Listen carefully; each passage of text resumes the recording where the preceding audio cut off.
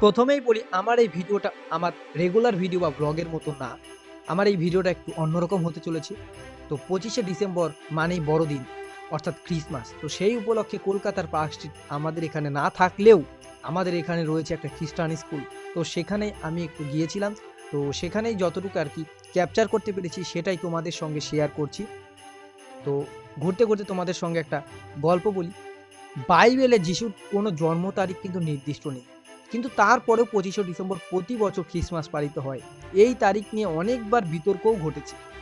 ৩৩৬ খ্রিস্টাব্দে প্রথম খ্রিস্টান রোমান সম্রাট ক্রিসমাস ২৫শে ডিসেম্বর পালন করেন।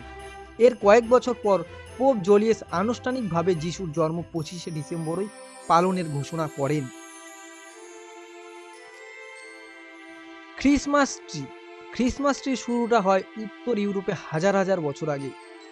ফির নামক একটি গাছের সাজসজ্জা দিয়েই শীতের উৎসবে শুরু হয়। মানুষ চেরি গাছকেও এই উৎসবে সুন্দর করে সাজায়। ক্যান্ডি, চকলেট, খেলনা, আলো, বেল এবং উপহার দিয়ে গাছ সাজানো হয়। কাহিনী অনুযায়ী ৪র্থ শতাব্দীতে এশিয়া মাইনরের একটি স্থান মায়েরাতে, যেটা এখন তুর্কি নামে বিখ্যাত, সেন্ট নিকোলাস নামের এক ব্যক্তি ছিলেন। তিনি খুবই ধনী ছিলেন, কিন্তু তার বাবা-মা মারা গিয়েছিলেন আগেই। সবসময় দরিদ্রদের গোপনে সাহায্য করতেন নিকোলাস। গোপনে মাঝে তাদের উপহার দেবার চেষ্টা করতেন তিনি। একদিন নিকোলাস জানতে পারেন যে একজন গরিব লোকের ৩টি মেয়ে আছে, যাদের বিয়ের জন্য তার কাছে কোনো টাকা নেই। নিকোলাস এই ব্যক্তিকে সাহায্য করার জন্য পৌঁছে যান।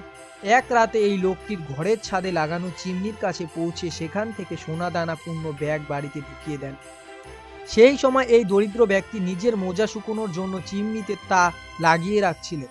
মোজা নিকোলাসের দেওয়া সোনাদানায় ভরে যায়। একবার না, টানা ৩ বার এই ঘটনা ঘটে। শেষবারে এই দরিদ্র লোকটি নিকোলাসকে দেখতে পেয়ে যান। নিকোলাস তাকে বলেন এই কথা কাউকে না জানাতে। কিন্তু বিষয়টি চাপা থাকে না। সেই দিন থেকে যখন কেউ কাউকে গোপনে উপহার দেয়, মনে করা হয় নিকোলাস দিয়েছে। এই থেকেই কিন্তু বলে যে সান্তা গিফট দেয়। গল্পটা যদি কারো আগে থেকেই জানা থাকে তাহলে অবশ্যই কমেন্টে জানিও।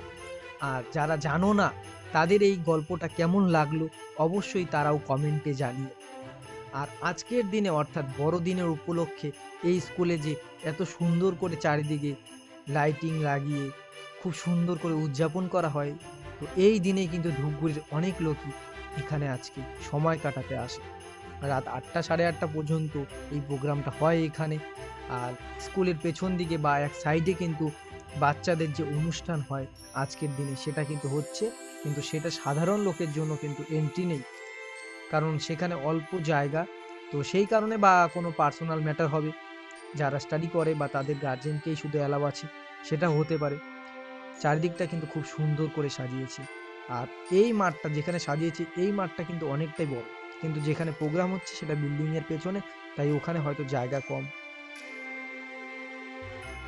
Be the Santa in someone's life and give them the gift of education. খুব সুন্দর করে কিন্তু সাজিয়েছি, যেটা কিন্তু দেখতে খুব সুন্দর লাগছে। আর এখানে হয়তো ফটোশপের জন্য, ফটোশপ না আর কি, যারা ফটো তুলতে পছন্দ করে তারা কিন্তু এখানে দাঁড়িয়ে ফটো তুলতে পারো। আজকের এই ভিডিওটা কিন্তু এখানে শেষ করলাম। কেমন লেগেছে বা কেমন লাগলো অবশ্যই কমেন্টে জানিও। চলো বাবাই টাটা, দেখা হচ্ছে নেক্সট ভিডিওতে। সবাই ভালো থাকো, সুস্থ থাকো, টাটা।